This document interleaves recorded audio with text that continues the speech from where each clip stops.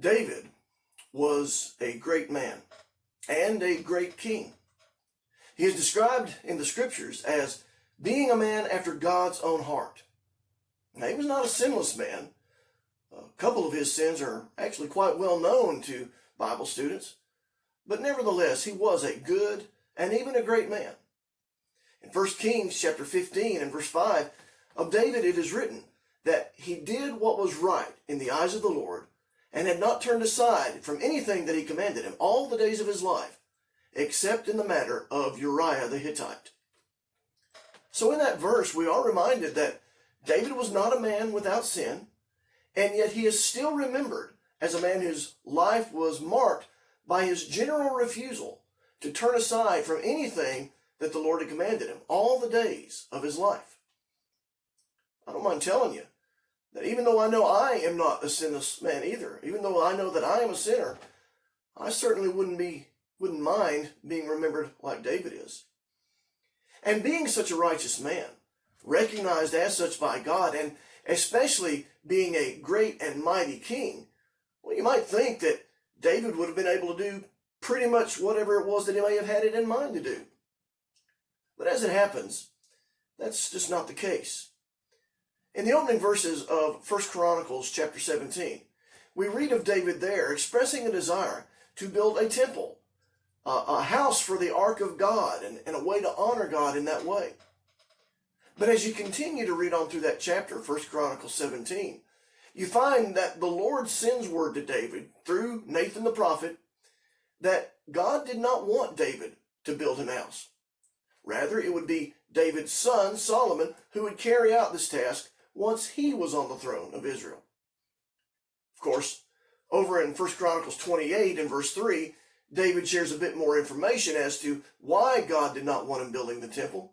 There, as David speaks, it is written, "But God said to me, you shall not build a house for my name, because you have been a man of war and have shed blood." Now, I don't believe God was being critical of the fact that David had been a great warrior. The fact is, in doing things like fighting the wars that he did, David had made the nation secure and paved the way for the peaceful times that his son Solomon would enjoy during his reign. See, that had been David's role in the plans of God for his people. The role of building the temple would be given to another. It would be given to Solomon. I have no doubt that had he been allowed to, David would have built a magnificent temple, as Solomon did. And it would have been not only a great monument to the God it sought to honor, but it would have been a pretty good monument to David as well, had he been allowed to build it. Think about it. Oftentimes when we talk about that original temple that was built in Jerusalem, we will refer to it as Solomon's temple because of his role in overseeing and bringing about its construction. But God said no to David regarding his desire to build a temple. And so what did David do? Did David get angry and resentful? Did he, as we might say, gather up his toys and go home and pout because he didn't get his way? Not at all. Still in 1 Chronicles chapter 28, down around verse 11, beginning reading there, it says, "Then David gave his son Solomon the plans for the vestibule, its houses, its treasuries, its upper chambers, its inner chambers, and the place of the mercy seat, and the plans for all that he had by the Spirit, of the courts of the house of the Lord, of all the chambers all around, of the treasuries of the house of God, and of the treasuries for the dedicated things." I'll stop reading right there. But what this passage is telling us is that when God had told David that his son and not he would build the temple, David still made preparations, doing what he could do to help facilitate the construction of the temple when it would take place, which, by the way, would not be until after he had passed from this life. But remember, David's whole purpose in wanting to build the temple in the first place had been to honor God. It was all about honoring God. Regarding when he first expressed this desire to build the temple, notice that in 1 Chronicles chapter 17 and beginning in verse 1, it is written, "Now it came to pass, when David was dwelling in his house, that David said to Nathan the prophet, 'See now, I dwell in a house of cedar, but the ark of the covenant of the Lord is under tent curtains.'" That last part of that reading is David making reference to the tabernacle, that special tent that had been made in the days of Moses while the children of Israel were still wandering and had not even come into the land yet, in which the ark was housed during those years. And David notes to Nathan, now many years have passed, hundreds of years have passed. He, the king, lives in this great big fancy house, and yet the Ark of the Covenant, the representation of God's presence among his people, is still in a tent. And it seems pretty clear that that didn't sit well with David. He's bringing this up because he believes his God deserves better. So this is all born of a desire on David's part to honor God. And by the way, God certainly seems to have recognized David's noble intentions in this regard. Even if God wouldn't let him build the temple, he recognized that David wanted to do the right thing.